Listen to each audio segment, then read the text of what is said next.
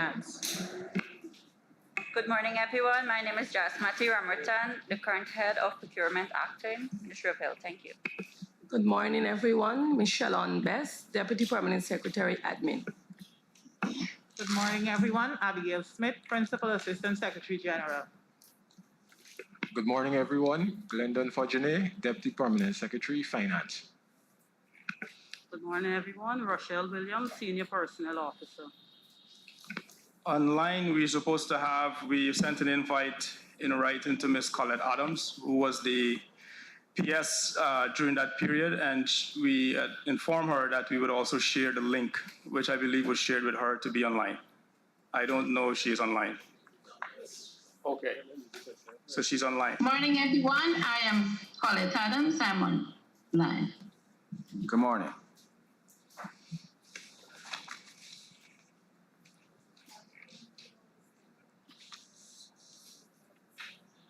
That's your full team?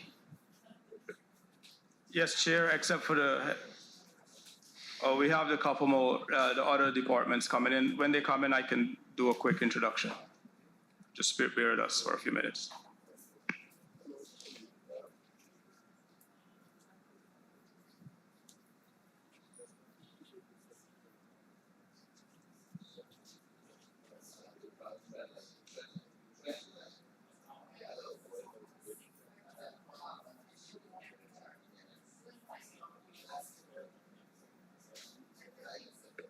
So we can start with introduction from the CEO of GPHC and then go to our right. Morning, chairs and members of PSC. My name is Robbie Rambran, acting CEO of Georgetown Hospital.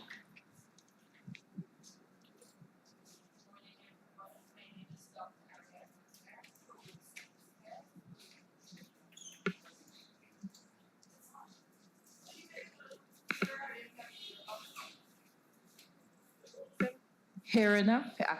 All right. Good morning, everyone, again. My name is Dr. Ariane Mangar, Director of Disability and Rehabilitation, Ministry of Health.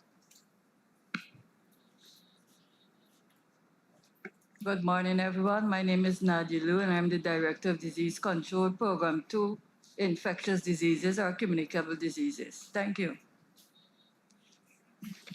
Good morning, everyone. I'm Artenisa Hamilton, Director of Primary Healthcare Services at the Ministry of Health. Good morning, everyone. I'm Dr. Lakshmi Lal, Director for Program 8, Non-Communicable Diseases, Ministry of Health. Good morning, everyone. I'm Dr. Veronica Griffith, Deputy Director, Regional Health Services. So I believe this constitutes our team. Thank you, PS.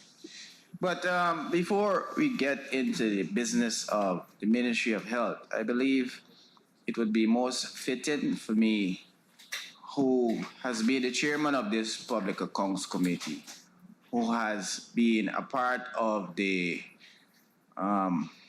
subcommittee, who did tremendous work in shortlisting the names of the people for the Public Procurement Commission. And this has been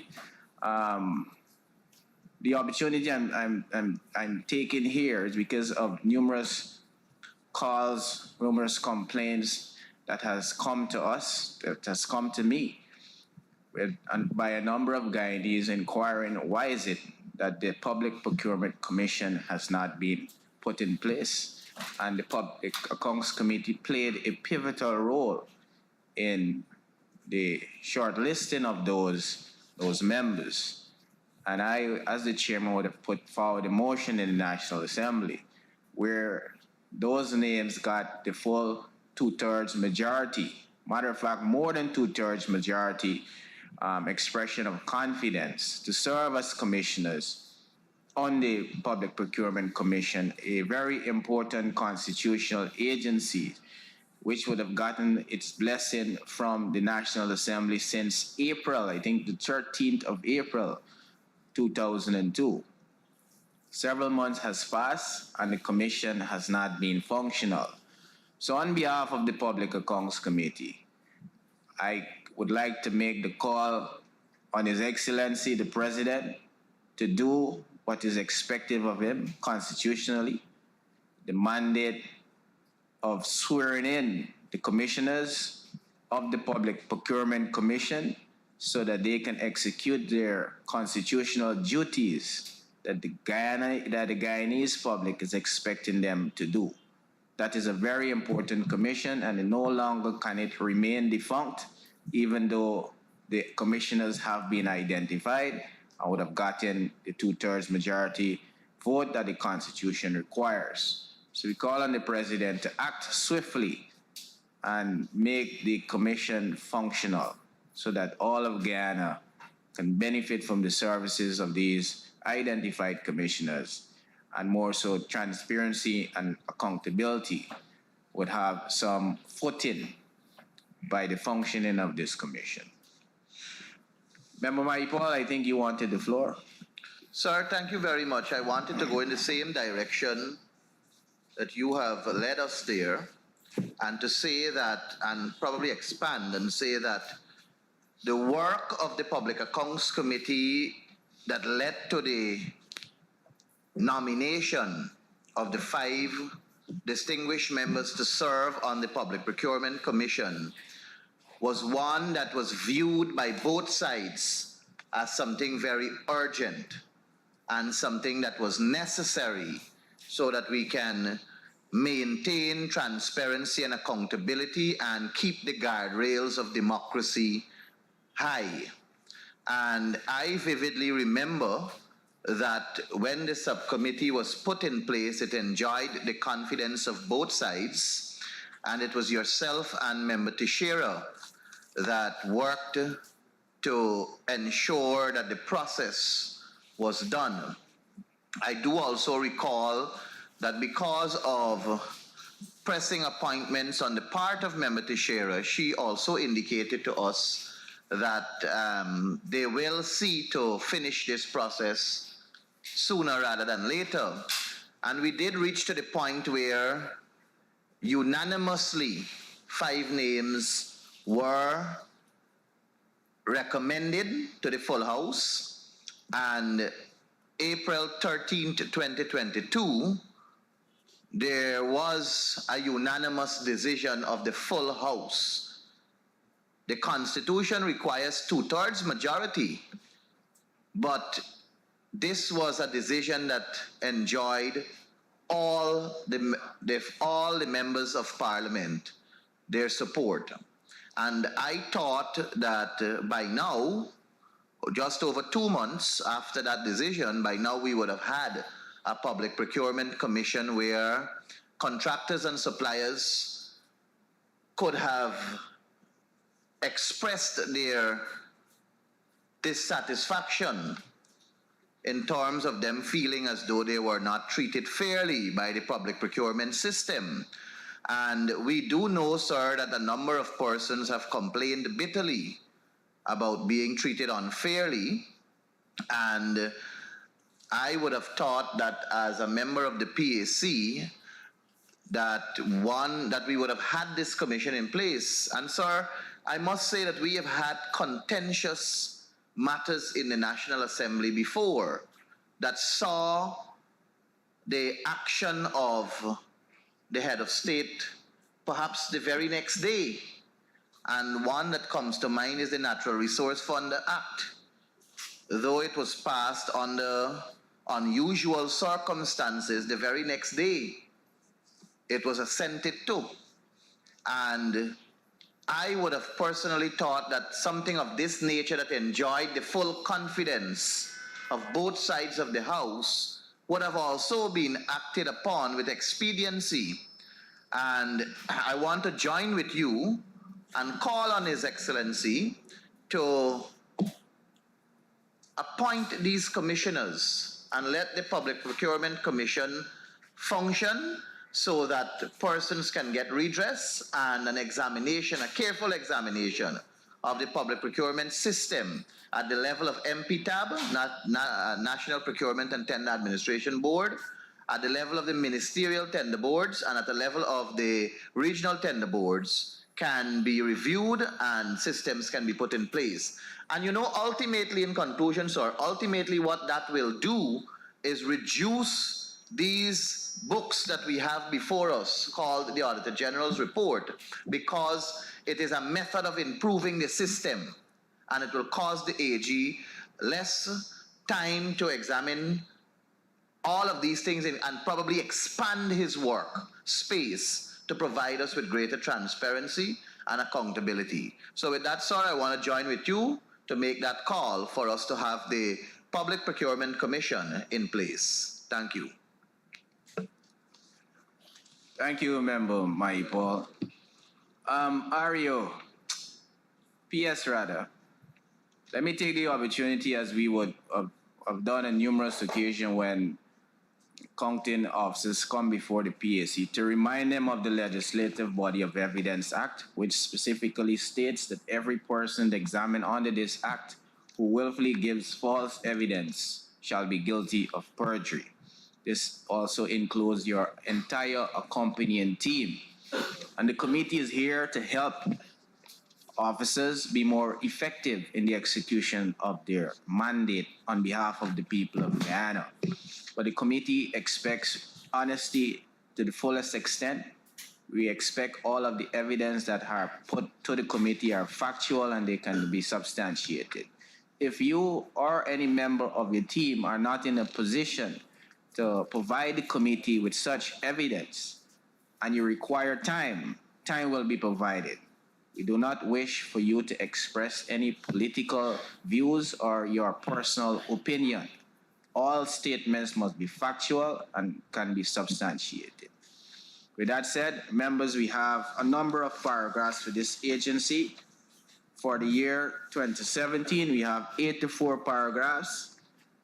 And for the year 2018, we have 65 paragraphs. I put paragraphs 530 to 550 for 2017, and paragraphs 558 to 678 for our consideration. The floor is open to all members, and I recognize Member Siraj. You have the floor. Mr. Chairman, I was seeking the floor just before you put the paragraphs in relation to comments made by Member Mike Paul and yourself in relation to the Public Procurement Commission. Mr. Chairman, no doubt that this is an essential body to give confidence to the overall process of public procurement here in Guyana, against a backdrop that we have seen a number of instances where Auditor General findings would have been pointing in the direction of procurement rules and regulations not being followed. And I'm certain that steps will be taken to get this body convened at the earliest. But, sir, I also want to direct some attention to the issue, one of the issues raised by Member Mike Paul, that has to do with people complaining, and to say that in the awarding of contracts, there is a provision that in the event that a bidder is not satisfied with the process, then an appeal can be made when an award is announced. And that issue came up for discussion sometime in the past too. So outside of the establishment of the Procurement Commission, persons who would experience some discomfort and dissatisfaction with the awarding of contracts for any job, they have a recourse to register that complaint within time that has been, I think it's 8 days or something like that. I'm not sure to the amount of days, but, well, my policy in 5 days. So there is indeed an avenue for persons to register their dissatisfaction after that an award would have been made. And then that can be investigated pending the registration of a complaint by an interested party in the overall process. And I think this is a step in the right direction, because if people feel, or if bidders, whether private individual or companies, feel in any way that the process was not done in a transparent and accountable manner, there must be an avenue for them to register just their concern, so those concerns can be adequately investigated. Thank you. Mr. Chairman, You have the floor, member. Thank you. I hear Comrade Siraj, and I thank him for his input. And what he is making reference to is the Bid Protest Committee, which is mentioned in the Public Procurement Act of 2003. However, one must recognize that even though that avenue is in place, the committee is an ad hoc committee that is set up by the very people who make the award. So if you are a contractor, sir, that is complaining to the chairman of a tender board that made an award that you believe should not have been made in that direction, it is that very person who will have to administer the hearing of your complaint and will have to make a pronouncement. And the persons who are complaining do not believe that that is a proper system, and we must hear them out on that. But notwithstanding the argument put forth by my brother Siraj, the fact of the matter is the Public Procurement Commission is a constitutional agency that has a mandate as outlined in the Constitution. And regardless of what we will want to say, the fact of the matter is it has enjoyed the names put forth, enjoyed the full confidence of the elected members of the National Assembly. I think there were 60 or 62 members who were present in the House when that vote was taken, and they were all yea, no nay. So, yes, notwithstanding the position my brother is bringing before us here, that constitutional agency does not only hold the mandate to hear contractors out, it also holds the mandate to review the public procurement system of this country. And right now, the perception in the atmosphere is that there are a series of actions that are unusual happening at MPTAB, ministerial tender boards, and regional tender boards. Bring the commission into play and let it start functioning. Simple as that. The Bid Protest Committee comes into effect in the absence of a Public Procurement Commission. We have a Public Procurement Commission set up, and most importantly, we have agreed unanimously in the National Assembly to those 5 members, and we again call on the President to execute his constitutional responsibility and swear in the members of the Public Procurement Commission so that the Commission can become active and people have the right avenue to take their protests. With that said, as I was indicating to UPS, we at this committee require only factual information, no expressed opinion. And I would have put paragraphs 658 to 678 for 2018 and paragraphs 530 to 550 for 2017. The floor is open to all members. You can proceed in asking your questions.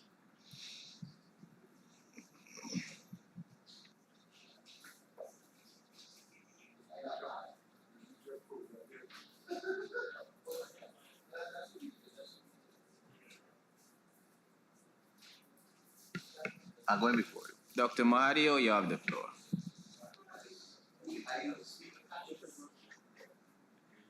Thank you, Mr. Chair. Mr. Chair, through you to the PS, I'd like to refer him to for 2017,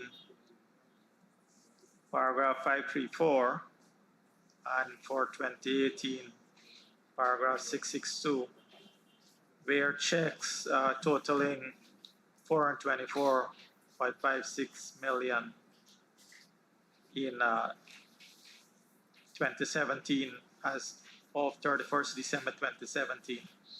The appropriations accounts were overstated by the amount, same thing for 2018. I see the ministry, there is nothing here about any action taken. Could the PS advise us what happened to these checks? What is the current status? Go ahead. Yes. Through the chair, thank you, member. Just before I answer, I would just like to introduce Mr. Cecil Jacks, who just arrived, our current director on leave for the materials management unit. Is the CEO for the Georgetown also here? Yes, CEO acting, Mr. Robbie Rambaran. Oh, It's right yes. over there. Mr. Cecil Jacks. Yes, go ahead, member. Sure. As of the time of reviewing the queries just referred to, we can confirm that all checks were either paid or returned to the consolidated fund. So as of now, there are no checks outstanding for those two queries in question and for the 2 years in question. Go ahead, Dr. Mahdi. Thank you, Chair. Could the PS advise us what systems are in place that we do not have a repeat of this? Go ahead, PS. Thank you. Through the chair, we have put a number of systems in place in order to do our best to mitigate or reduce the instances of overstatements. One of them is more frequent monitoring through KPIs on a weekly basis about payments outstanding, payments to be processed. So our position now at the ministry is to focus on speed and turnaround time when it comes to payments and contracts. And we are hoping that this would reduce this query in common reports. Thank you, PS. PS, I'd like to refer you to paragraph 535, 2017. At the time of reporting, 6 suppliers who received payments totaling over $606 million did not fully honor their obligations, where goods valued at $133 million plus remained outstanding. There is a table here. Could you say why this happened, first of all, and what is the current status, or did the contract with the suppliers allow for the ministry to pay for items before they were delivered? Through the chair, the current update is it has reduced from 603 million to 3 million. So approximately 600 million were reconciled. As to why it occurred back then, I will refer to the PS for that period to see if they can provide some clarity on why it occurred.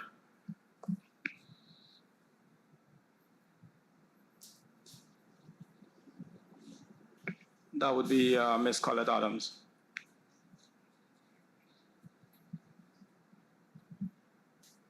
Ms. Adams? Good morning, Mr. Chairman. Good morning, members. Good morning. My recollection, those checks, I don't have it at hand, but my recollection of checks that were in the accounts department, some were for overseas suppliers who we would have had to wait until documents came, and some were checks that because we would have had approval for multi-year contracts, some of the checks were left there. Those are the recollection. Because I don't have the checks at hand or the document to see what checks are there, those are my recollection of why checks were left in the accounts department. Chair, that doesn't answer the question, because this is monies that are paid, collected, and they didn't honor their obligations to supply. So first of all, how... I didn't hear the question clearly, so that's why I give that answer. I thought it was checks that were in the accounts department. Dr. Mahdi, can you repeat the question for her? So, for the chairman, Ms. Adams, I'm asking that suppliers received their monies and did not deliver. So did the contract with the suppliers allow for the ministry to pay for items before they are delivered? And if the contract had such a clause, could you please let the PAC know the clause? You could read it out and then supply us with the contract. That shows that you could pay the person before they deliver? Through the chair, to Dr. Mahadu, as I said, I don't have the document at hand, but what I can recall is that some suppliers, especially those that are overseas suppliers, sometimes ask for a payment upfront. And so because of the kind of specialty drug or medical supply, whatever it is, they ask for their money upfront and you would pay those upfront. I can't give you full answer to why all of the checks because I don't have the document at that. I can refer that also to the accounts department so that they can give a guidance also. So, Chair, as well as the procurement. So did a contract have a clause that says that you could pay the people, whoever the contractor might be, before they would have delivered? In some instances, those overseas payment, those contracts might have had those clauses. So, Chair, if the former PS is saying that a contract would have those clauses, I'd like to ask the PAC be supplied with those contracts so we could see clause, and I'd also like to ask advice either from the Accountant General or HE here as to whether that is legal, or Mr. Pasha. PS, do you have the contracts in your possession? Currently, no, Chair. Through the chair, as I said, the accounts department and the procurement department can give some guidance there also. So, PS, what we'll do, we'll give you a week to get the contracts to supply to the Public Accounts Committee, because apparently you don't have it in your possession. I would just like to note that we made a lot of attempts to find documents for the year in question, and we are having difficulties locating documents pertaining to these years.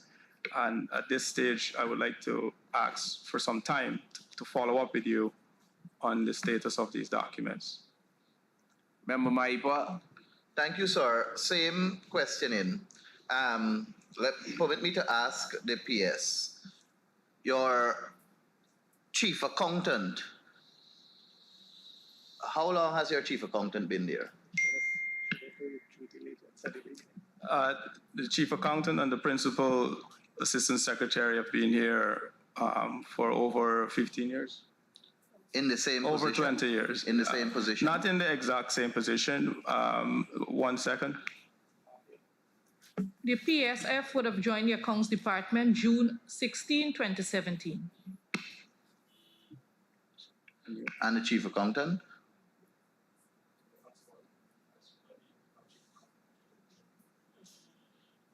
The chief accountant took up her substantive role in 2019. She was acting before? Acting. How long she's acting now, and prior to that, she was an accountant. And when was she an accountant? From when? From 2012 to the point of becoming acting chief accountant. And your procurement officer? I would have started procurement in the year 2015 as the procurement assistant and then moved to procurement officer. In what year? The officer I would have moved in 2018. 2018? Yes.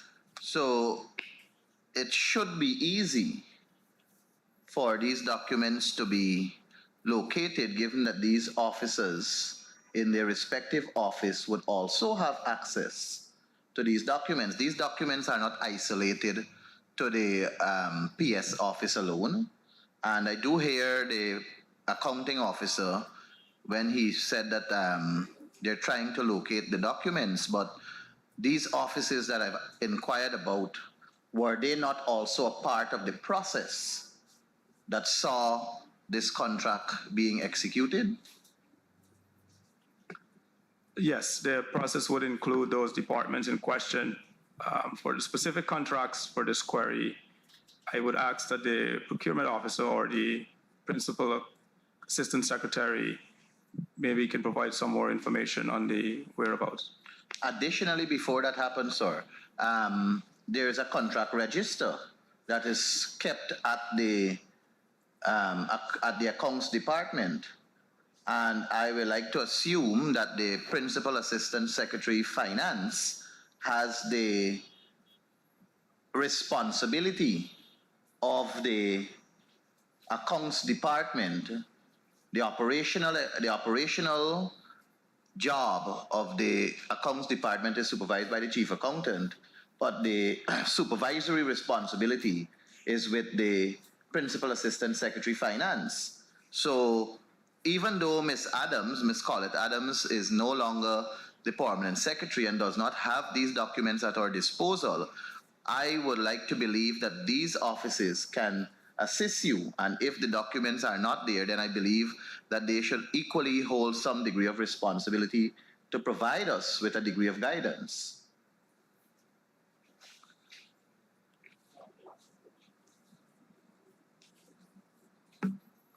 Honorable member, I do agree with you.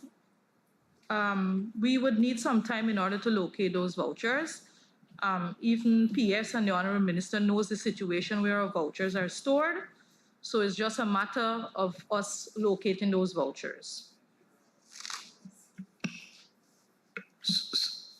Sir, in terms of these vouchers, if we can ask our technical advisor, the Accountant General, if she can also provide some assistance to the ministry for the location of these vouchers. And may I ask the AG if, because I did hear the PS indicate that they did venture out to search for these documents. Was any attempt made to contact the Accountant General for assistance? PS. Through the chair, most of my efforts was through my respective departments. The specific contract itself with the clauses and prices, I am not aware if that contract goes to the Accountant General, but she can clarify. To the chair, Go ahead, AG. I just like to lend some clarity. The Ministry of Public Health and currently the Ministry of Health is a sub-accounting agency, and therefore they do not fall under the purview of the Accountant General's Department. Hence, all vouchers are stored at the Ministry of Health.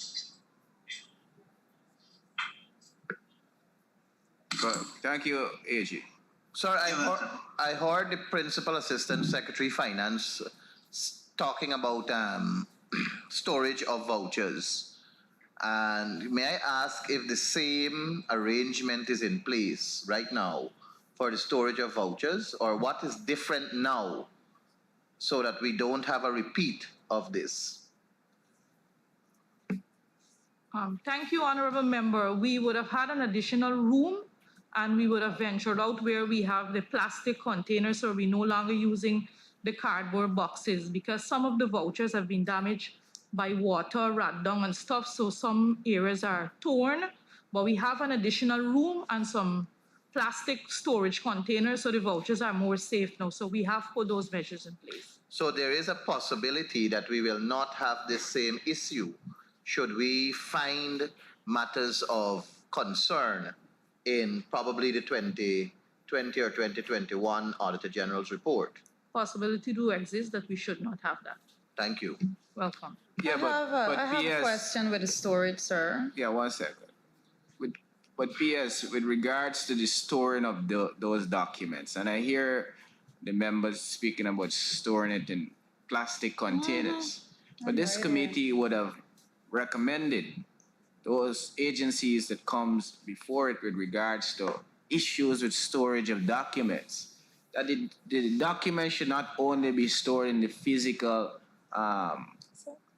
concoction, but also be stored on the virtual platform. So you scan those documents and save it on the system. So in the event, if it got lost, the physical document is lost. You have the virtual documents. So you have two methods of storing these documents. So besides the plastic containers that you now have in your possession and you believe that will aid in the proper storage of records that it can be easily accessed, we would want you to act upon the recommendation of the Public Accounts Committee to get all of those documents scanned so that they could be stored on a virtual platform. Yes, PS. Thank you, Chair. Just to add some more clarity on the procurement side of things and on the admin side, civil works and so forth, I've already instructed them to have digital copies mirroring the physical file. In the accounts department, when they affix the vouchers, the accounting forms, that area we have now plans in place to have that become digitized. So that piece will be connected shortly, and we should have a more comprehensive digital platform. And additionally, I've asked that we're now putting in place a few staff to randomly audit these files throughout the year for my peace of mind. And hopefully that will provide more visibility and checks. Yes, Member Finance.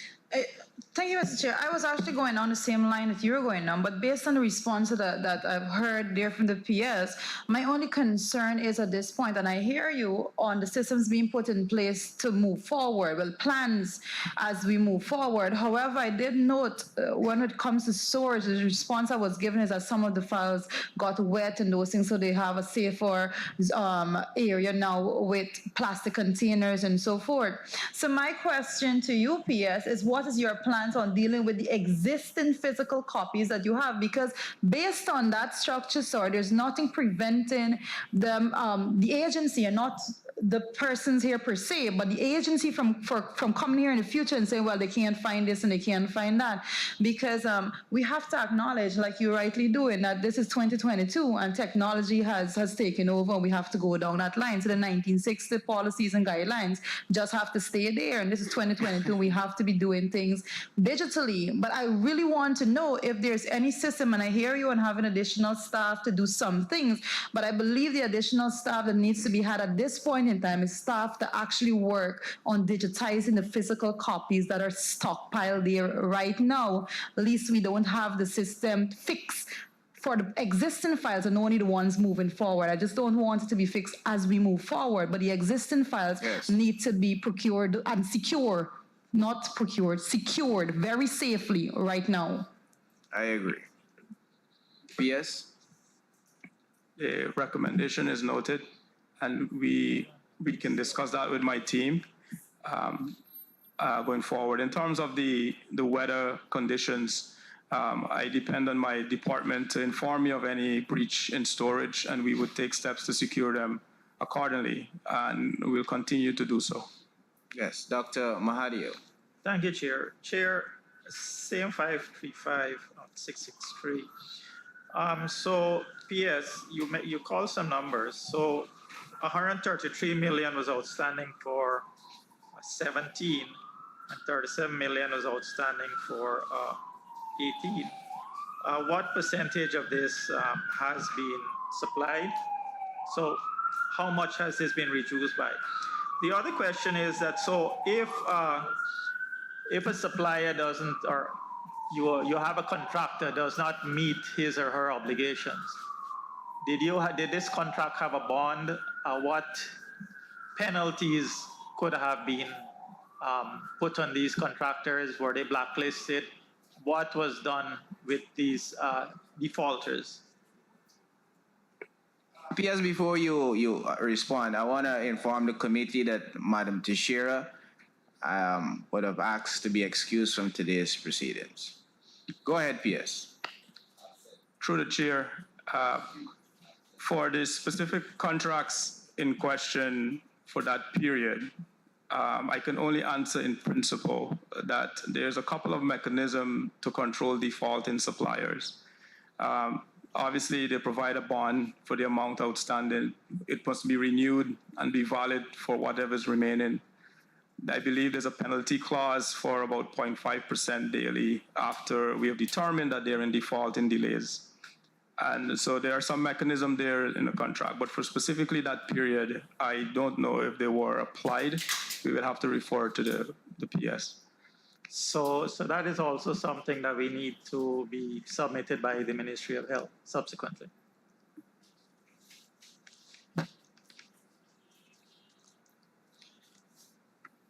So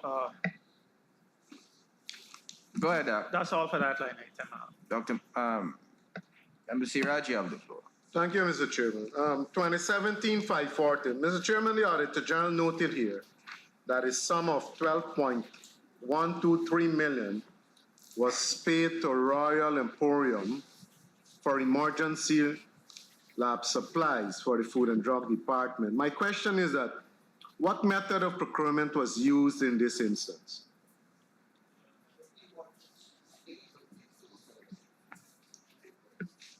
Through the chair, based on our research, it would seem that if it's an emergency, it most likely be a sole source.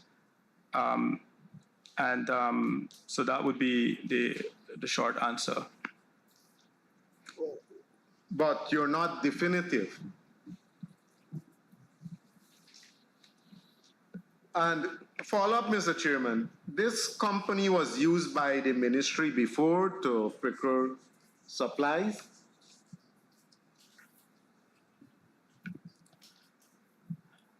I'm getting the confirmation through the chair that it was sole sourced from the principal accountant secretary in procurement. If they did business with us before, I would ask the procurement office to see if she can shed some light back then. Go ahead. Through the chair, as it relates to the procurement of these consumables for Food and Drug Department, due to its speciality, it was done under single source. And to be honest, as it relates to the experience of the supplier, I really can't answer that aspect because the procurement department would have only done this few purchase based on the recommendation from the Food and Drug Director at that time. Thank you. Embassy Raj. Mr. Chairman, I didn't hear clearly the last part of the answer as it relates to whether this company or this supplier would have done business with the ministry before.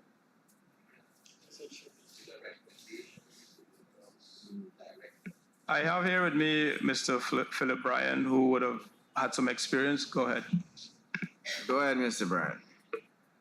Through the chair, Mr. Siraj, yes, they would have been supplying the ministry before. And again, because of the specialty nature of the supplies, these recommendations came from the director of Food and Drugs toward us making this procurement in an emergency fashion. So yes, they have had supply experience with us before. So Chair, if I may, so you're saying this is the only supplier who could have supplied that to the Ministry of Public Health? At the time, based on the recommendations of the Food and Drug Officer, Director, I'm saying yes. Additionally, because of the specialty nature of the calibration and so on, and for standardization, pursuant to the single source clause of the Procurement Act, yes. At the time, this was the only person, and that was justified, and the procurement was pursued, yes. Mr. Chair, I'm interested to know what criteria are used for sole sourcing, and I'd like to be guided by either the current PS or the PS then as to what criteria was used for sole sourcing. And I know, for example, that if you have a particular piece of equipment, and this is the company that makes it, and the only company that would provide the reagents, then you can't buy from anybody else.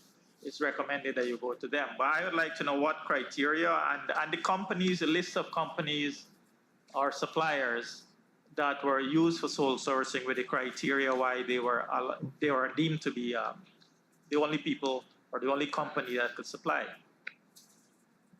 Go ahead. Mr. Chair? Yes, Member Patterson.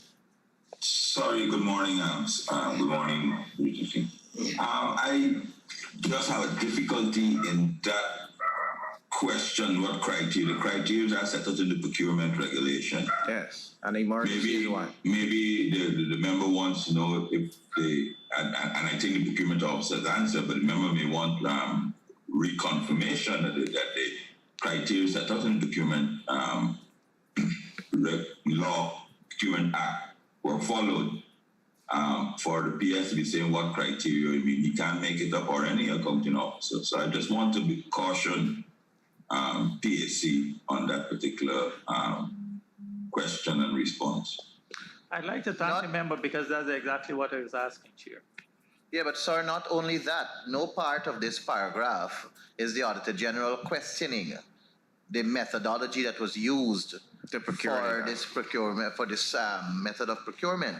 What the Auditor General simply did was to tell us that it was an emergency laboratory supply for the Food and Drugs Department. And we heard the answer that was provided from the gentleman speaking about the specialty nature and the standardization that required this, this procurement to be done. And it was a recommendation that came from the Food and Drugs Director.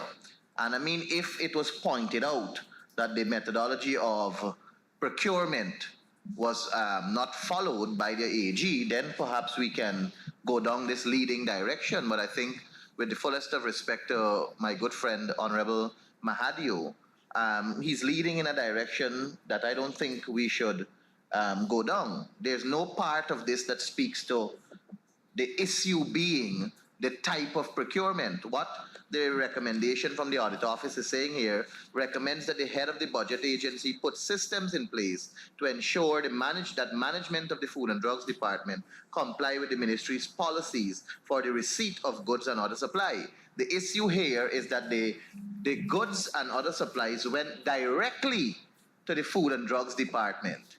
As opposed that should not have happened. But there is no issue here that is pointed out by the AG with reference to the method of procurement. Members, can we endeavor to go forward to formulate our questions with regards to the identified paragraph and the findings of the Auditor General? Let us align our questions in that line. Because that information that you seek was revealed numerous occasions at the Public Accounts Committee. And I know that you are aware of where that information can be found.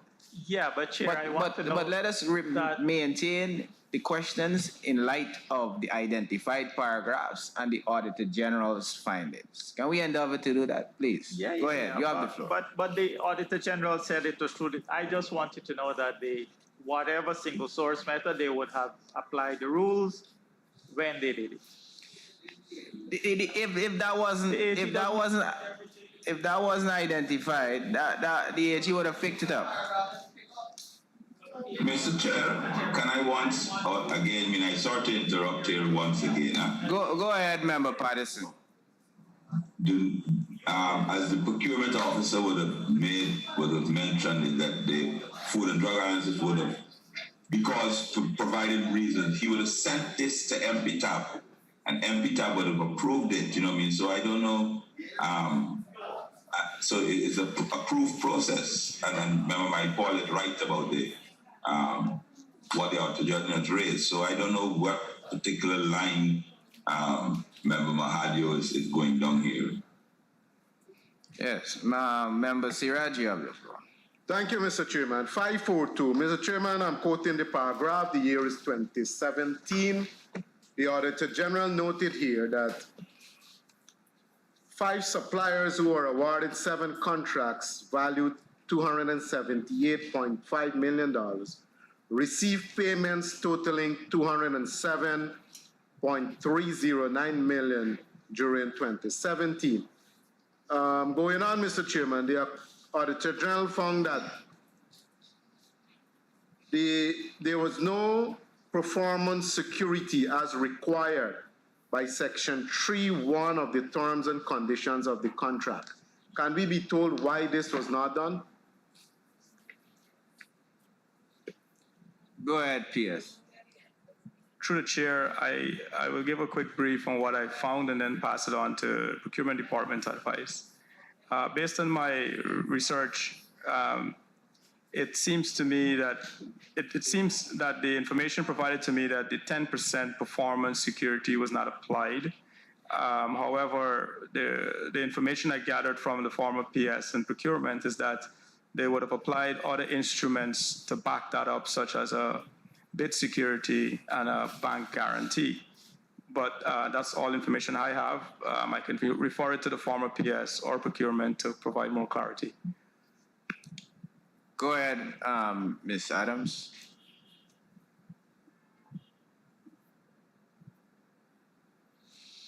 Ms. Adams? Chair, I can refer that to the procurement commission, the procurement department for them to give more clarity on that. Go ahead, ma'am. Go ahead.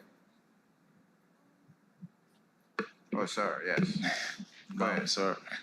Through the chair, as noted in paragraph 542 and your instructions to be very specific with what is written here, there's a performance security of 10%. Performance security does not indemnify the supplier against any default for monies advanced. And in fact, the question that is really being sought by the honorable member is what mechanisms were in place or are in place to protect or to indemnify the agency. Performance security does not address that issue. It's the advance payment security, which has not been referred to in this paragraph. All of the contracts executed under my watch would have carried both of these securities, the advance payment security and the performance bond, and they are not to be used interchangeably. Thank you. Mr. Chairman, the performance security, isn't this the performance bond?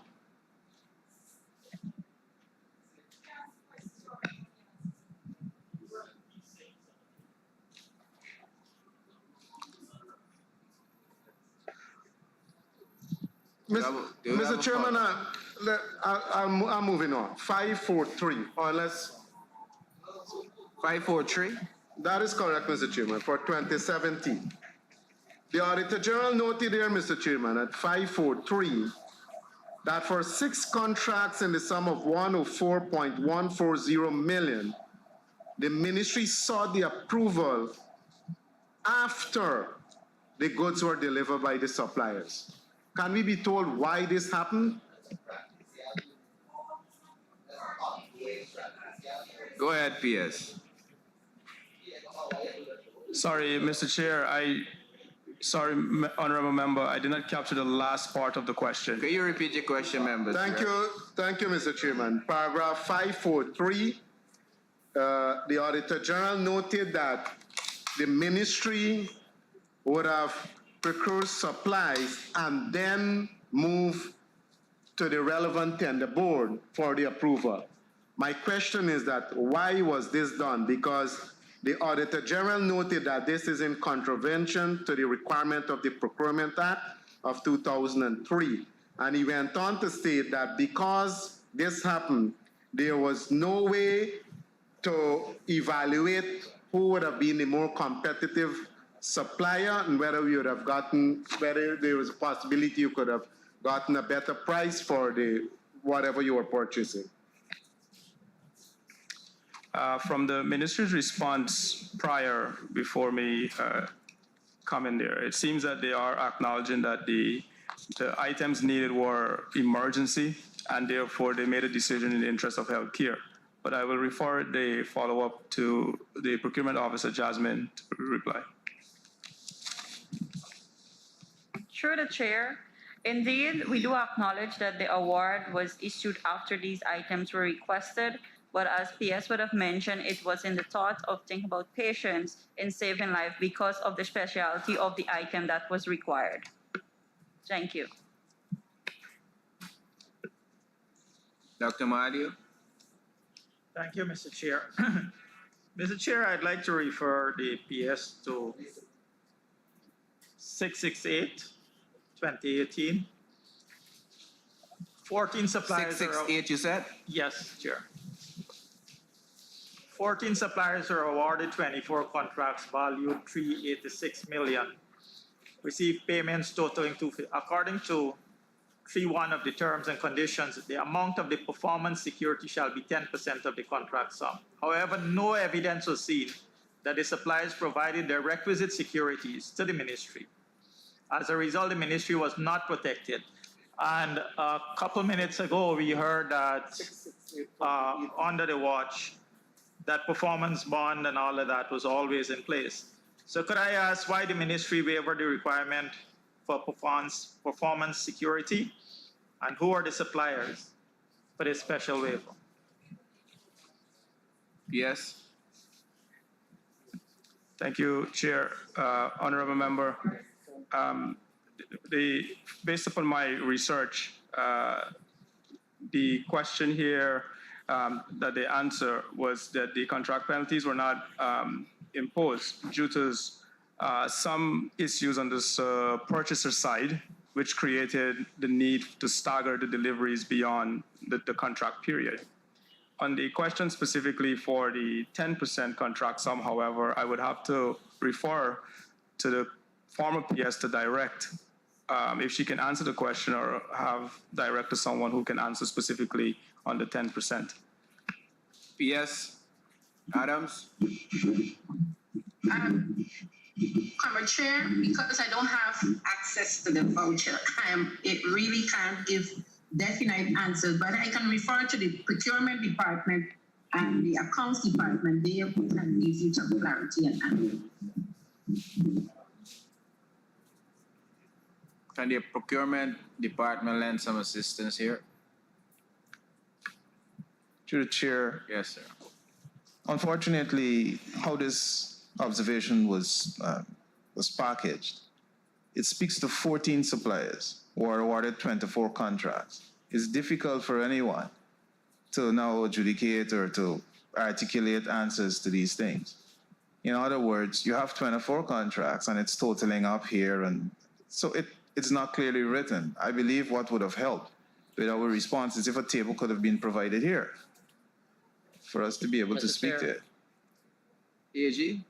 Mr. Chair, I think the member should withdraw that remarks because these matters would be discussed with the accounting officer at the time.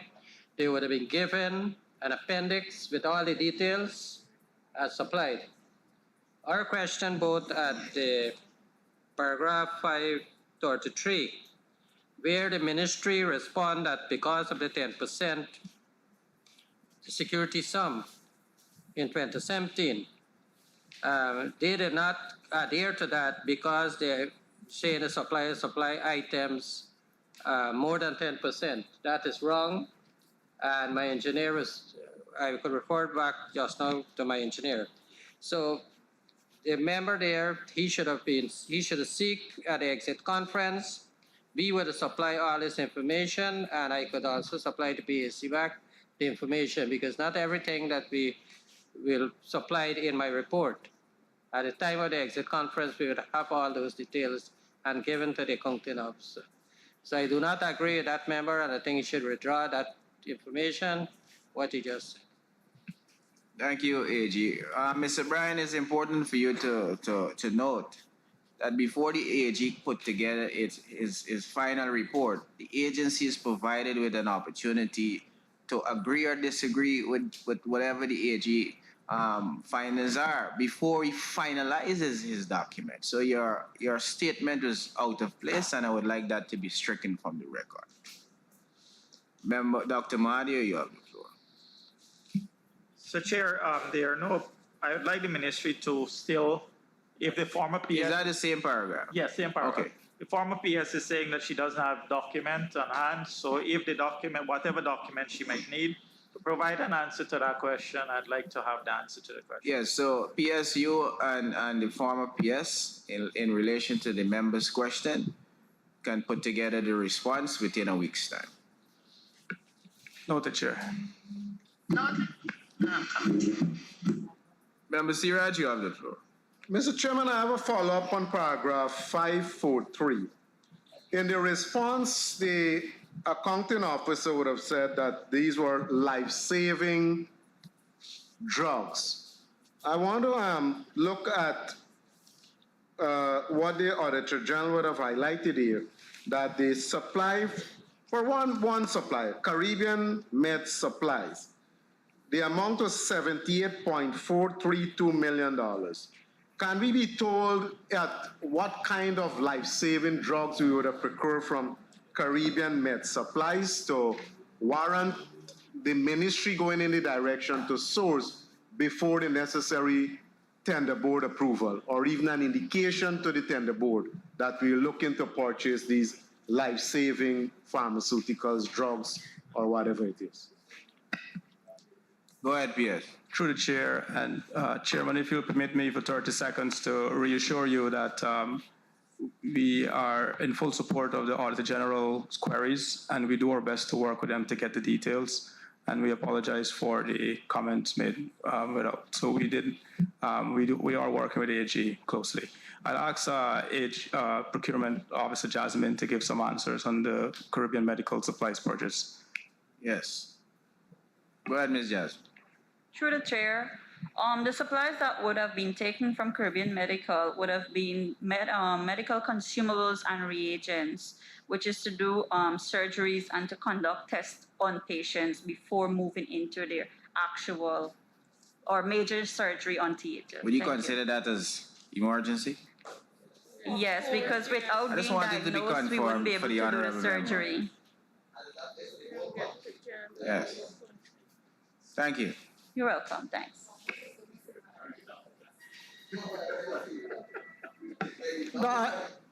Member Siraj, you have the Thank you, Mr. Chairman. Mr. Chairman, the fact that it was procured on an emergency basis pointed to a shortage.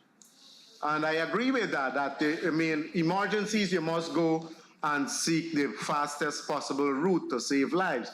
But it also points to a deficiency in the system that you would not have that which is required to treat in an emergency basis with some of the, especially that which is needed for surgeries and all of that. So I just want to make that point. Yes, in light of the members' comments. Mr. Chair? Yes, go ahead. Sorry, I thank Member Siraj for making that point, but I also would want to also know that these drugs, reagents, have a shelf life. And if you procure 25 million of them on the 1st of January, when Member Siraj goes for surgery, not just as an example, on for the 1st of May, I'm sure he doesn't want them to use expired drugs on him. Mr. Chair. Thank you, Mr. Chair. Yes. Mr. Chair, I think somebody who has experience in procurement and supply chain is the PS of Ministry of Health. And you do not wait until you run out of supply and then you order. You have your consumption patterns that you know. You have your reorder point that should have been observed. And so you do not run out and then have to purchase emergency supplies, especially for things like surgeries. So whilst I hear what Member Patterson is saying, I totally disagree with him. P.S., have you ever experienced this on your tenure where emergency drugs are purchased? For the very said scenarios that the member would have articulated? We do experience varying levels of emergency purchases. What we can say, we have done a lot to reduce the values and the instances of how much it occurs. So is it that you're telling the committee cannot be prevented? It can be reduced significantly. In healthcare, it would be hard to say 100%, but it's a question of the volume and value. Yes, and the lifespan of the drugs too. Member, Chair, I just want to add that we at this committee should not bury our heads in the sand. We have to recognize the same paragraph. We have to recognize, sir, that the Ministry of Health is working in collaboration with the 10 administrative regions. And we have to recognize that the system, its efficiency, and to get the system to the point where we want it requires that cooperation from the bottom up. Because you have in regions an RHO that is responsible for hospitals, that are in his region or her region. If I may use Region 3 as a simple example, the RHO is in West Dem Hospital. There's a hospital in Wakenham. There is one in Legwan. There's a cottage hospital at Leonora. That was upgraded under us, by the way. And we have medical centers and a whole host of facilities. So that information has to be transferred from the region to the ministry, and the system has to take its course. It's pointed out here in this very paragraph that my friend seems to be leading in a direction. Yes, and my friend seems to be leading in a direction about the delivery of the supply. It is clear here that these were medical supplies to save people's lives. And if we are to look at the performance, if we are to look at the true performance of the Ministry of Health under these 2 years in comparison to prior years, we may very well have a short time with our friends here from the Ministry of Health. Let me assure you, Honorable Member, that when I speak on behalf of the committee on this particular issue, that none of us are burying our heads in the sand. But your observation is duly noted. Member Dr. Mahadi, you have the floor. Mr. Chair, thank you. Just to inform Mr. Mike Ball that up to now, the Leonora Cottage Hospital has not been open since you started refurbishing. Mr. Chair, could the PS advise us in healthcare you will have shortages, but what systems are being put in place to minimize these shortages and to ensure that we do not, or to minimize the amount of emergency purchases that has to be done? Yes. Mr. Chairman, if I may be allowed a follow-up comment. Emergencies, there will be emergencies. Yes. It's understandable that sometimes you will run out of critical supplies and you got to go where the sole source on an emergency. That is understood. And I think the system provides for that. Because on an emergency basis, there is a process. You can get waive of all the tender board procedures once you justify it, and even sole sources. So the accounting officer will do well to take that into consideration, that in the event of an emergency, you go for a waiver of the procedures that you would normally have to go through to get the supplies in to save lives. And in these instances, there is no indication that there was any application for a waiver of the tender board procedures. But the ministry just went ahead and sourced and to save lives, but they should have gone ahead and request a waiver of the tender board procedure. Thank you, Mr. Chairman. Yes, PS. Okay, so for currently, in the cases of emergency, the Honorable Member Siraj is correct. You can, every emergency identified, you should make contact with the relevant authorities to get even some form of interim approval to proceed an emergency. But there should never be a case where you just arbitrarily buy the product without at least communicating with the tender board. So that's the short response. The system we have now for reducing those emergencies, that the dinner is online. Proceed. Is that we have increased the frequency of monitoring stock levels and making sure we have more frequent cycles of purchases. And we have also asked each director of their program sorry, I'm here. Sorry. Ignore him. Yes, to frequently monitor the critical items within their department, such as the laboratory department is to manage the critical list of items, keep monitoring it weekly, bi-weekly, and we've established working groups with procurement. And there's a reporting system for that? It's a reporting system and also an action plan as they come up. Member Dataden, you have the floor. Thank you, Mr. Chairman. Just a quick follow-up on 543. The contracts were awarded before the procurement was cleared, the waiver was cleared.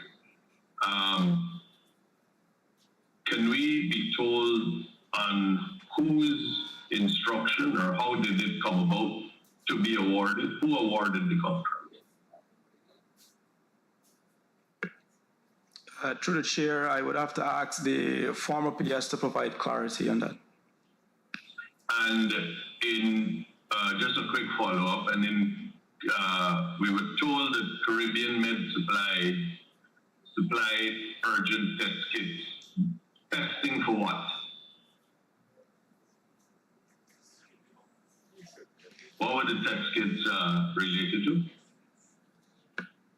Yes, PS, go ahead.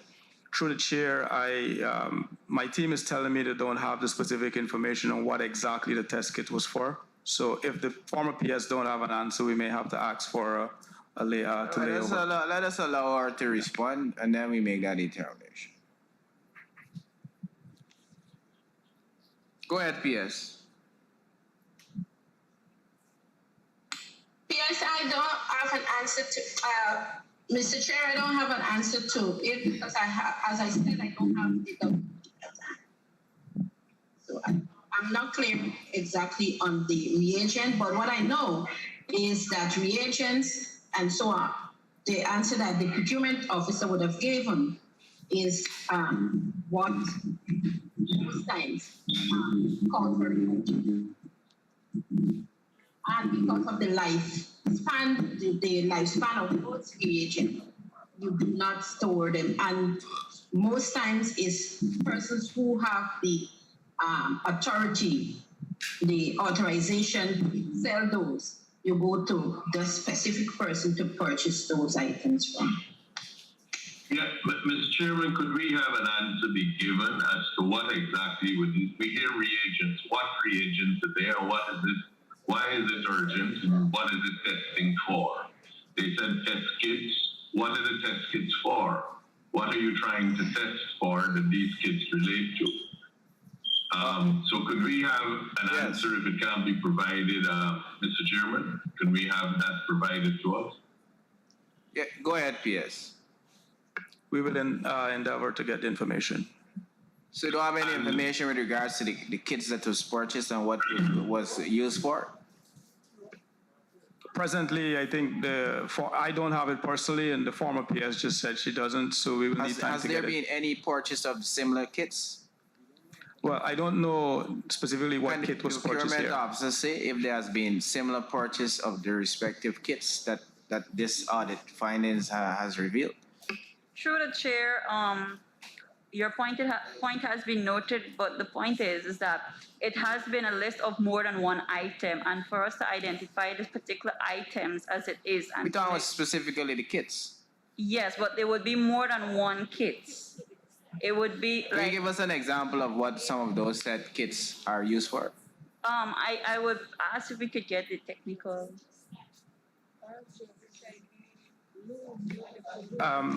I would ask one of the technical departments to advise on the type of kits they would have been getting that time. Dr. Lou. Okay. Good morning. Good morning. So you can have HIV determined, StatPack and Unigo, that's HIV test. You could have CD4 count to measure the immunologic status of HIV positive patients. You could have the viral load reagents, which measures the viral load or how the treatment is working for the HIV patients or patients who are on antiviral medication. You have hematology tests that includes your hemoglobin, which checks if you have anemia or not. You have your white cell count, and you have the differential of the type of white cell and the platelet if you have bleeding disorders. You also have sugar tests that you... Thank you, member. Okay. Thank you. So just to follow up, are we saying before you have your follow up, can the goodly lady say what her name was? Yes, sorry. My name is Nadia Supinlu. Pardon? Nadia Supinlu. Supinlu. Yes. Thank you very much. Go ahead, member Dattadin. Thank you, Mr. Chairman. So are we saying that sole sourcing was used to find HIV kits, diabetes kits? We're not saying that. Mr. Chair, can I add anything? And there were a number of these 6 contracts. There were a number of them awarded at approximately the same time. but I noticed that the dates of delivery vary on each of them. So there was Med Farm, GPC, Caribbean Med Supplies. There were different issues. Were they all trying to supply the same items, or were they different items, or exclusive items that were exclusive to each? Member Patterson, is your question in relation to what Member Dr. Din is asking? Well, because I mean, I thank the young lady that just provided it from the information, but we have to couple this with the response from the procurement officer, the young lady there. I'm sorry, I'm not writing their names down, and I think that at PSC we should not be trivializing the medical delivery mechanisms. I mean, because the procurement officer set up before surgeries, and I do think that member Dasident should be aware that before you do surgeries, everybody's tested so that you know what you are going on to, and those things. It's not just simply to test for HIV from the members of the public and those things like that, you know. So I don't want us in the PAC to be trivializing the severity and seriousness of these issues. Just wanted to put that on record because, I mean, I'm sure Member Dr. Din would be quite well aware that there's a series of tests that persons have to undergo before they even go into a theater or given any particular health treatment. It's not just a question of testing individuals off the road for HIV and those sort of issues. Mr. Chairman, I'm sure Mr. Patterson is aware. I might be a little bit more aware because I'm in the courts, but it's been in the headlines that Caribbean Medical Supplies has supplied fake HIV test kits. They've been charged for it. It's public record. And the member would be very, very aware that this particular agency was banned by the Public Procurement Commission in 2019, and up to now, they still receive. Indeed, Mr. Patterson, which is why I'm asking. So they were sole source. They were sole source to supply, and if they were supplying these things to them, then what was the check and balance about the risk that it would have been at that time? Were any of these other companies supplying the same thing? Or were we, I recognize what Member Patterson is saying about the value of getting these tests done, but were we under a false sense that we were actually doing what we should have been doing?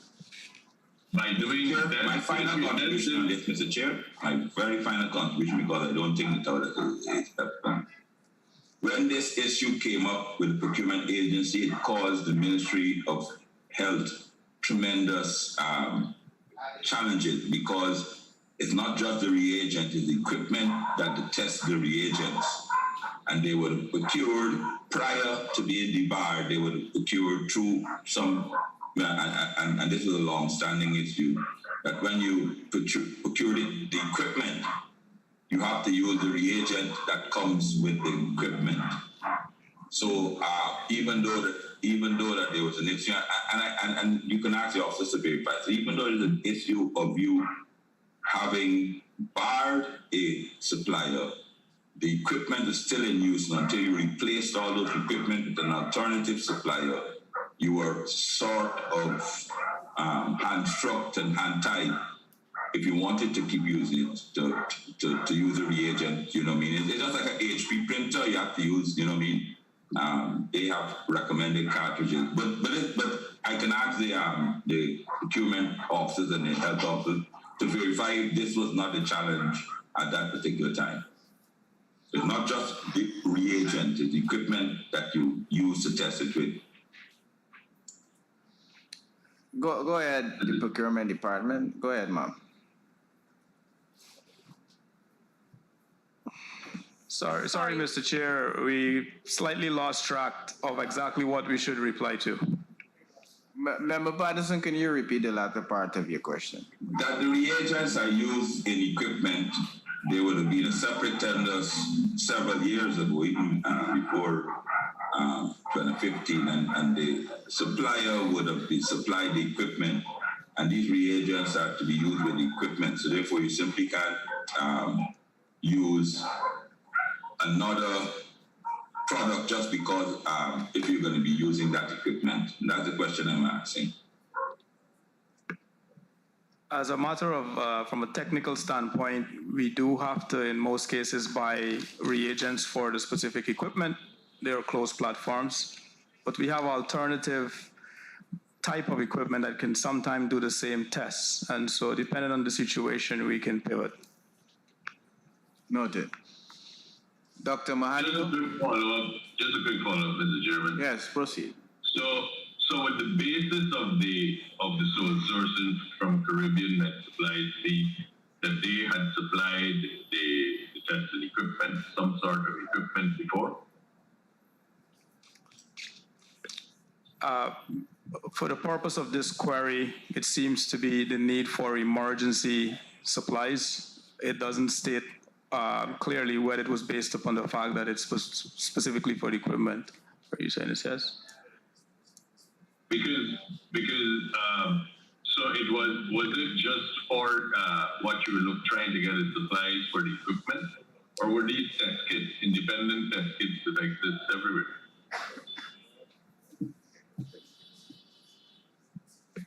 It's very difficult for me to they were standalone test kits, which means you can use the kit independent of anything else to get your results. I'll refer to the procurement officer back then to respond. Go ahead. Through the chair again, I believe earlier we said we will provide some more details on these specific contracts, because at the moment we are unable to provide particular detail on the procurement procedure then and so on. So just allow us to lay over to you the approach we use and the justifications for those approaches. Chair, if I may, so I think go ahead, Dr. I Mali. think Member Datadin's question is pertinent, because based on what Mr. Patterson was saying, that these, I think his conclusion was that these test kits, reagents, or whatever, were linked to a particular piece of equipment and nothing else can. So I think that question. No, sir. Oh, go ahead. No, sir. Please don't clarify what you said, Member Patterson. I remember Datadin raised a question about the supplier having, and he said he's a lawyer and he knows more than I do. And I also reminded him. That's not because I'm a lawyer, Mr. Patterson. But I'm just quoting. I just read the papers. The papers said they were charged. All right, great. My apologies, Mr. Datadin read the papers and he said that he knew they were charged. I am also reminding him that the Public Procurement Commission and I think the IDB and other agencies would have debarred some of these persons here. However, I also stated, unlike what Mr. Mahdi was saying, is that at the time it caused when the debarment happened, it caused the health authorities some challenges, if you can recall, because some of the equipment were procured through this company, and as the PS said, they're very specific, and that is exactly what I said. I note from about half an hour ago, the ministry asked for time to provide the information. And I was only simply responding to the query whereby we're going down, even though they've had the time, to make it seem as though these are just standalone kits. I only highlighted what was an issue at the time when these companies were debarred. So, Mr. Chair, when the answer is provided, could the answer also include whether these are standalone kits or whether it was reagents for a specific piece of equipment that the Ministry of Health had already procured? Correct. Mr. Chairman, can I just follow up? Sir, hold on. A follow-up? Yes, a follow-up. Go ahead. No, just to close the circle, as it were, Mr. Chairman, would it be the normal thing when you sole source that the ministry, the PS, or the relevant accounting officer would get from the companies which they're sole sourcing some sort of information or undertaking that they are the suppliers of this material or this reagent or this test kit. Because I understand, if I understand correctly, that these companies that are listed here can supply that which is required, and it's required urgently.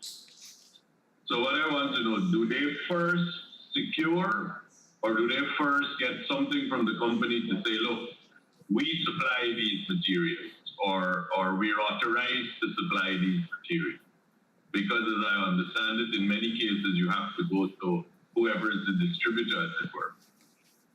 So could I ask whether the items that were sole sourced that are listed in paragraph 543, whether the ministry received confirmation that these companies were the suppliers of what was required?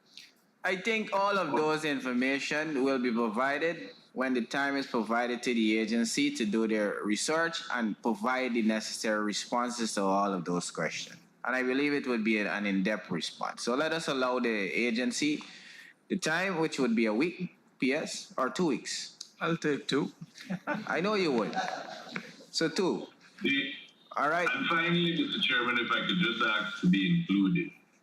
It is stated that the pricing quoted was similar to the previous pricing, or was based on previous pricing. Could I ask, the previous pricing came about how? Was it from a tender? Was it an inquiry? Was it a request? What previous pricing are we speaking of, and how did it come about? If we could get an explanation of that. Could that also be included in your response within 2 weeks' time, PS? We'll endeavor to do so. Yes. Dr. Mario, you have the floor.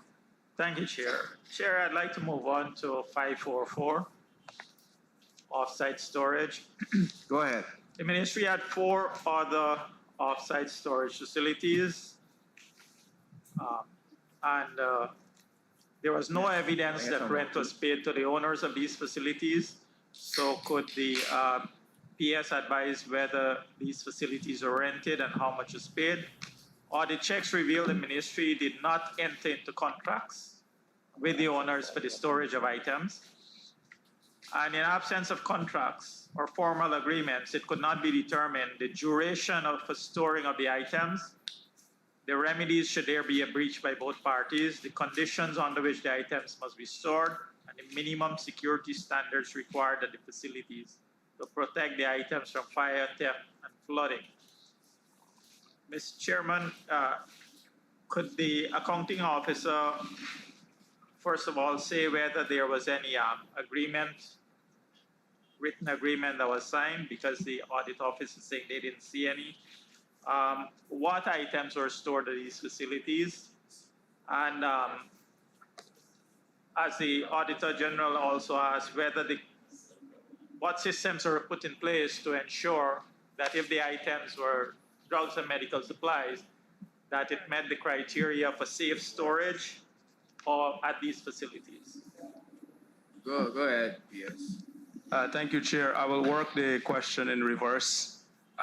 The current state is that these sites no longer exist, and we are in no agreement with these companies. We further would like to explain that all the current rentals that we have were done through public tenders, and the public tender have specified the conditions for international standards for warehouse storage, such as security systems, racking, materials handling, and so forth. Specifically to this year in question, my research revealed that these arrangements were all pro bono. There were no written agreement. There seems to be verbal understanding between the ministry and these providers. The research also showed that the environment upon which these items were stored were not conducive. So the research aligned with the AG's findings. And so we immediately terminated or ended these arrangements upon taking over as PS. Member Guy, So, Maipo, you have a follow-up question. Before, I know you're going to follow, but I wanted a question on the same paragraph that we moved on from, 543. During the exchange just now, I heard something that there are suppliers here that are banned. And I think I may have heard that there are suppliers here who are banned that are still supplying the ministry. Is that accurate? Yes. Through the chair, the specific supplier that was in question is not doing any business with the ministry. May I ask how many suppliers that were supplying the ministry, how many of them are banned? And if we can have the names of all that are banned? Or debarred, if that's a better word? From my knowledge, I have only executed the deferment of one supplier based upon the same concern of the kits that went to the courts. And it was a which supplier is deferment. that? It's a Caribbean Medical Supplies. Okay. So no other supplier to your knowledge has been debarred? From my knowledge, no. Can we ask probably the AG if he is aware of any other supplier being debarred from supplying the Ministry of Health? AG? Mr. Chair, I'm also aware of just that one supplier that was barred by a UN agency. Okay. Thank you very much. Dr. Mario? Chair, thank you. So, Chair, going back to 544, could the PS advise, I had asked what are the list of items that were stored there. The PS confirmed that the conditions under which the items were stored were not satisfactory. Was an inventory done of the items that were stored there? If an inventory was done, I hope it was, how much of the items that were stored there had to be destroyed, that was damaged, and was a costing done on those damaged goods? Through the chair, I'll ask Mr. Cecil Jacks to provide some more clarity. Go ahead, Mrs. Jacks. Good afternoon, Mr. Chair and members. We do have the capacity to extract the list. It was extracted and shared. I do not have it with me, so we can give the list because in the MAX system, it's stored as offsite and you have the movements, what were sent to those various facilities. So there is a list, there is an inventory of the movement, and the costing could be calculated and laid over with the PSC. Thank you. Dr. Mahathir. Chair, am I to understand from Mr. Jacks that all that was stored on the offsites, these 4 offsite places, and just to tell you, New GPC Inc. and some McCall, Princess Street, and Ocean View International, that all the items that were stored there were deemed to be not worthy to be used afterwards? No. They were all worthy to be used. For instance, the products at the 2 facilities that had no air conditioning would have been the Princess Street Regium facility and the Ocean View Hospital. So what we placed there were medical supplies, things like bandages and syringes. The only one that was affected was the ones at Ocean View, where there was an infestation. And I think that was addressed in one of the previous PACs where those pictures were shared. And but at New GPC, you would expect there was first class warehousing, as well as at Ansa McCall, there was first class warehousing facilities there. So those products, yeah. So was there costing on the one that was not stored in optimal condition? As I said, we could, once we do the inventory, yes, we can give you a cost and we can lay that Chair, over. could we have a copy of that supplied to the PSC? PSPs include that in your provision of the information to PSC. Yes, Chair. Chair, moving on to 547. During the validation exercise at the Princess Street facility, stock of urine collection bags could not be counted. because of the way it was stored. The listing provided the listing provided had only male condoms and was not updated with items that are listed here: oral suspension, ibuprofen tablets, surgical scrubs, ECG paper, diclofenac, and diclofenac gel. Mr. Jacks just said that that at the Princess Street facility, you only had non-perishable, basically. But at paragraph 547, it is saying that not only bandages and so are stored there, but you had other items that would need certain temperature and optimum storage facilities. Yes, could you advise here? Through the chair, just for the benefit of Mr. Jacks, he was just summarizing, but there is a list that we can provide. From my knowledge, I believe there were temperature there at Sussex Street, I don't know, but I can ask him to confirm that part. Yes, there was no AC there. It was a big open air condition, room temperature. For oral suspensions, they can be held at room temperature. These are not temperature sensitive products. And you can hold them at room temperature.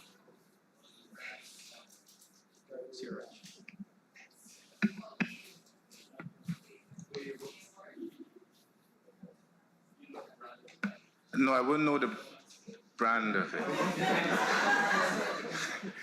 But what was the question, sir? Doctor, how do you have this? Sure. Item 550, rental of buildings. Sum of $228.9 million. The number paragraph, sir? 550. This is the last one that you said we could put at this time.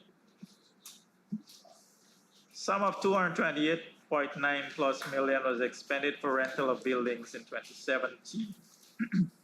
The amount includes sums totaling 137.5 million expended on rental of the Sussex Street warehouse.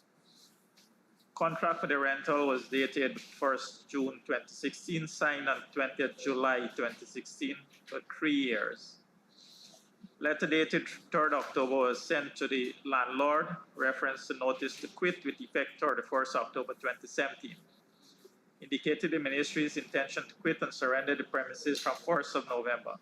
It could not be determined the reason for paying rent in the sum of 25 million for the months of November and December 2017, when the ministry clearly indicated that the premises would have been surrendered from 1st of November 2017.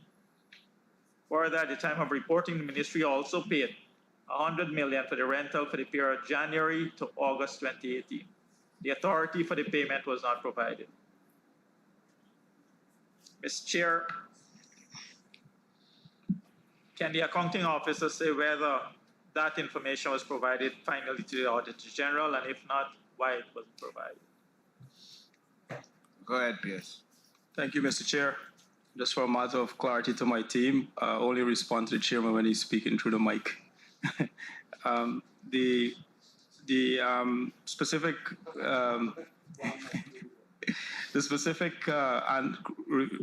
question for the 100 million on authority, I would have to ask that if the former PS can provide some clarity on that part. Ms. Adams? Through the chair, based on my recollection of the contract, dates I can't give, but to my recollection, the information that I saw, a letter was previously written by the previous PS, which is Mr. Thomas, but I signed it for the contract to be. Ms. Adams, you're having some difficulty in hearing you. I don't know if you're well positioned to the mic, but we're not hearing you clearly. Okay, let me position it in a bit. I'm saying we can't hear what you're saying. The contract, I don't have. You're hearing now? Could you repeat what you said? Hello? Could you please repeat what you said earlier? With the recollection that I have, you're hearing me now? Hello? Go ahead. Recollection that I have. Chair, maybe if he could help us to say whether he received such a letter or not. In terms of date, information that I have. Ms. Adams, we not hear you clear. So we'll ask the audit office if they can assist in providing the information to the members' question. AG?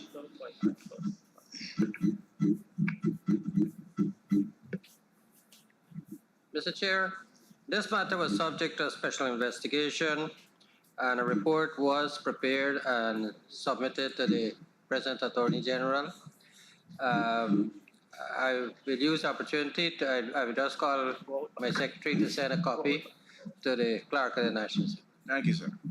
So members, when that copy has been sent, it will be circulated.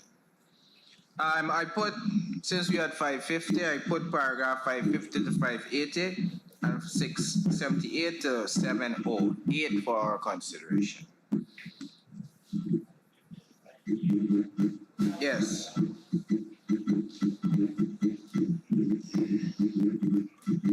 Mr. Alonso, could you take off the PS Adams mic? Thank you.